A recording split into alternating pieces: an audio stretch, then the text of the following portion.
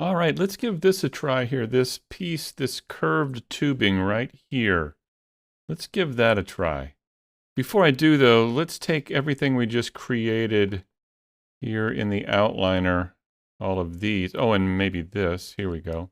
All right, let's take all of those and move them up into the horn collection. I'll just click and drag those into there. So we don't have them labeled at this point in time, but at least they're in a collection that kind of tells us what they are. All right, so for this piece, I think once again we can use a path for this. So let's press Shift A, curve path, and oh, the 3D cursor was up here, so it popped in there. That's fine. Let's scale this down, and I will turn it in the y-axis, RY90. And let's move it out here. Let's also change from local to global transformations. And I'm going to go to the front view. And I think we're probably going to need to hide quite a bit of this. So let's just click here and drag up. I'll hide the seat. Yeah, so here we go. I think I can see that right in here. There it is, right there. So let's see if we can hit the G key and maybe put this right here in the middle. Scale that down just a bit. And then let's tab into edit mode. And if we just drag select, say, these two on the top and move them over. And maybe drag select these two on the bottom and move them over.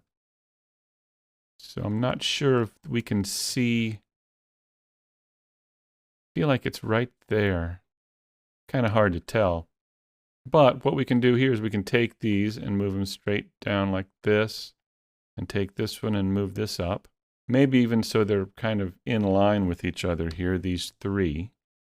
And then we need to add some other points. So we can subdivide these. Let's take this, and then right click and choose subdivide. And that adds a point right there in between those. And then we can drag this straight up to get kind of a tighter curve there. And let's try that with these up here. I'll right click, subdivide, select that point, and then let's drag down like this. All right, so let's tab back into object mode and let's see how that looks. So if I tab back into edit mode, we can take a look at perhaps we could subdivide these two here and then select this one and just move it up to here. So we're getting a little bit tighter curve maybe. Try that. Let's go back to object mode. Yeah, so I think that's pretty good. Let's now go to the side view here. And this is it here. So let's bring this back and then hit the R key and turn it like this. And let's maybe put it right in here. Let's take a look at that. All right, let's bring everything else back just to kind of get a sense of how we're doing here. Is that about right, do we think? Well, let's add some tubing to it and see what it looks like. So down here, we can go to our object data properties again. We can click and drag in the depth field here and pull this out some like that. Let me hit the 3 key and I'll go to wireframe. Yeah, so it feels like, it almost looks to me like it gets a little bit wider once we get down here. Let me see. Let's see if there's another image here. Image open. Maybe I'll take a look at this one here. Let's press Control and Spacebar and zoom in here. And yeah, so it looks like it begins with a tube and then kind of widens out here and then narrows back down into here, right? We can do that, but we're going to need to convert that to a polygon mesh from a path before we can do this. So let's press Control Spacebar and go back to here. And then I'm going to need to convert this, but before we do, that's way too many polygons in here. So recall that we can take the resolution preview down. Let's take it down to say 4. And the resolution under the bevel section we could take to 3. Let's try that. Let's take a look at how that looks. That doesn't look too bad. How about if we take this down to 3? Let's take a look at that. Yeah, that actually looks pretty good. So that's the geometry that we'll get once we convert it to polygons.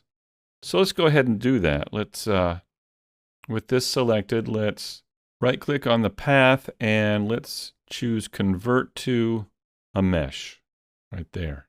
Now if we tab into object mode, we can see the polygons there. All right, so what let's do now is let's go to our local transformations. Let's take this edge right here. I'll just alt-click that. And I want to scale it out in the y-axis of the local transform, but I also want it to kind of taper in from here. You can see it feels like it kind of tapers in. So let's use the proportional editing tool here. I'll just turn that on. Or you can press the O key to turn that off and on. So now if we press S and Y, I've got the area of influence here. So I'm going to pull out. You can kind of see how it kind of tapers in like that, depending on how far out we scroll the influence. So I kind of like it like this. That's kind of nice. So let's try that. I'm going to go back to the side view here. And now I want to extrude this straight down in the x-axis. So I'm just going to hit E and X and pull down like this. There we go. And then what I'm going to do is select this point here and move the cursor to it, Shift S2. And then when we select this, I want to scale in the y-axis, but from this point. So recall that we can change with the period key from median point to 3D cursor. Now we're going to scale in the y to that point here. And it looks a little like it's kind of rounded or something there. There looks to be like a curve on this side, but straight on this side. So what I'm going to do is add a few edge loops here. And then what let's do is select this edge right here and scale in the Y, SY. And with that proportional editing tool still on, you can see it kind of bends there. And so maybe I can expand this like this. Maybe something like that. Let's see. I'll click there. Let's tab back into object mode.